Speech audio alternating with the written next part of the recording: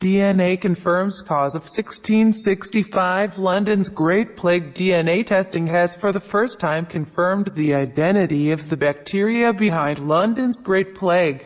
The plague of 1665 to 1666 was the last major outbreak of bubonic plague in Britain, killing nearly a quarter of London's population. It's taken a year to confirm initial findings from a suspected Great Plague burial pit during excavation work on the Crossrail site at Liverpool Street. About 3,500 burials have been uncovered during excavation of the site. Testing in Germany confirmed the presence of DNA from the Yersinia pestis bacterium, the agent that causes bubonic plague, rather than another pathogen.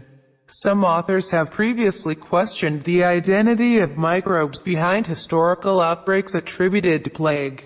Daniel Defoe's 18th-century account of the catastrophic event in a Journal of the Plague Year described the gruesome fate of Londoners.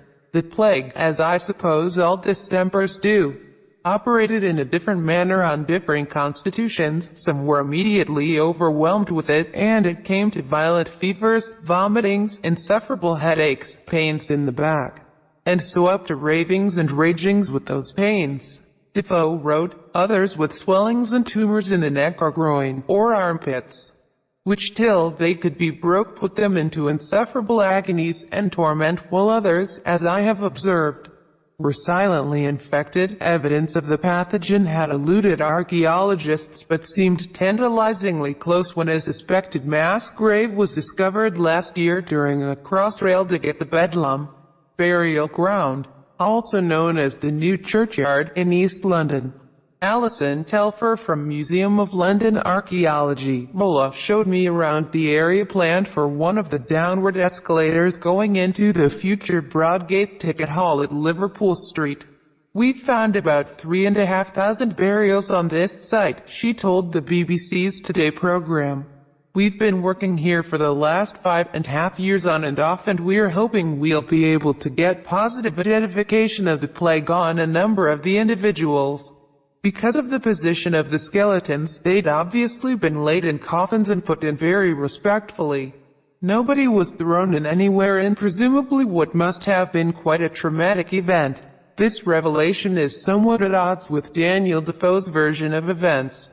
'Tis certain they died by heaps and were buried by heaps, that is to say, without account. Panic and disorder only came towards the end of the Great Plague. Vanessa Harding, Professor of London History at Birkbeck, University of London, describes the experience of Londoners at the time. Not many people who actually get it survive, but some do. And it seems to be quite easily transferred from person to person, even if we are not sure currently about the agency or way in which this actually happens.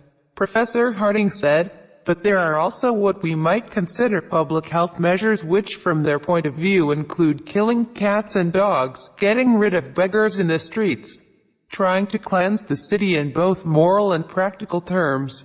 The people who do best are those who get out of London. The search for the bacteria Yersinia pestis, which causes plague, in a selection of skeletons from the dig continued last year in the osteology department at MOLA, where all the Liverpool Street finds were stored and examined by Michael Henderson.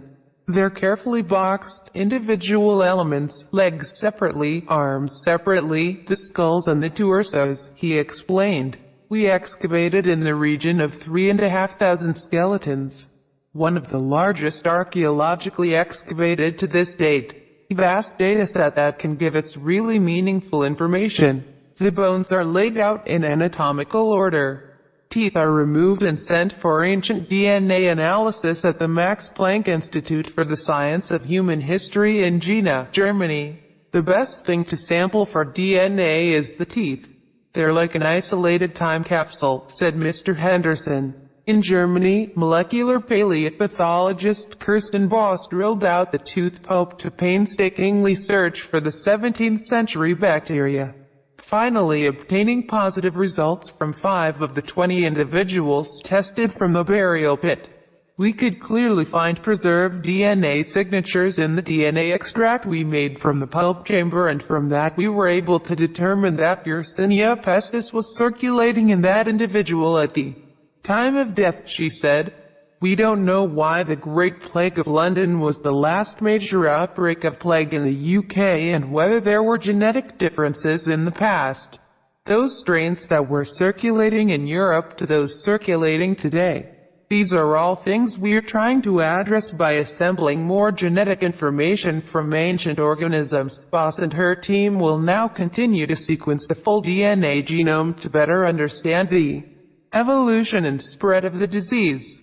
There was nothing to identify those found in the mass grave under the Crossrail development, but located a short distance away a headstone was found inscribed with the name Mary Godfrey, who fell victim to the plague. Her interment is recorded in the burial register of St. Giles, Cripplegate, on the 2nd of September 1665. To reassure anyone worried whether plague bacterium was released from the excavation work or scientific analysis, it doesn't survive in the ground.